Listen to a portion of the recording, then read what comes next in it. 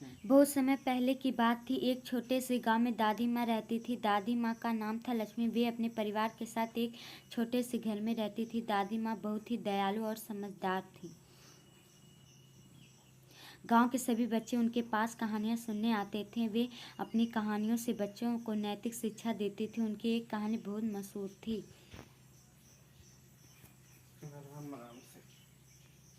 एक समय की बात है, एक जंगल में एक शेर रहता था। शेर बहुत ही क्रूर और ताकतवर था। वह जंगल के सभी जानवरों को डराता और उन्हें मारकर खा जाता था। सभी जानवर शेर से बहुत डरते थे।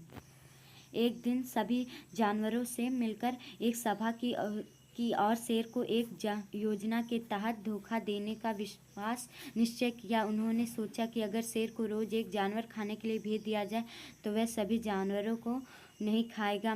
यह योजना शेर को भी अच्छी लगी, क्योंकि उसे हर दिन शिकार करने की ज़रूरत नहीं पड़ेगी। अब रोज एक जानवर शेर के पास जाता और शेर उसे खा जाता। एक दिन खरगोश की बारी आई। खरगोश बहुत ही चालाक था। उसने सोचा कि अगर मैं ऐसे ही शेर के पास जाऊंगा तो मेरा अंत भी हो जाएगा। उसने एक योजना बनाई।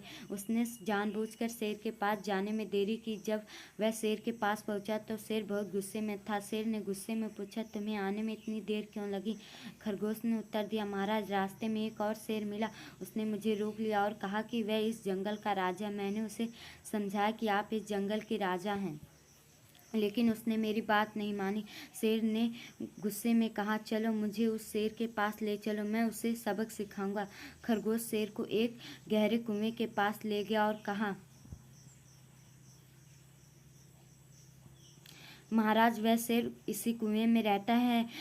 उसने कुएं में झांका, उसने अपनी परछाई देखी। उसने सोचा कि यह दूसरा शेर है और गुस्से में दहाड़ा। उसकी गूंज वापस आई। शेर ने सोचा कि दूसरा शेर उसे चुनौती दे रहा है और वह कुएं में कूद गया। इस तरह खरगोश ने अपनी बुद्धिमानी से शेर से छुटकारा पाया और सभी जानवरों खुशी खुशी गले लगाया। दादी माँ की यह कहानी सुनकर सभी बच्चे बहुत खुश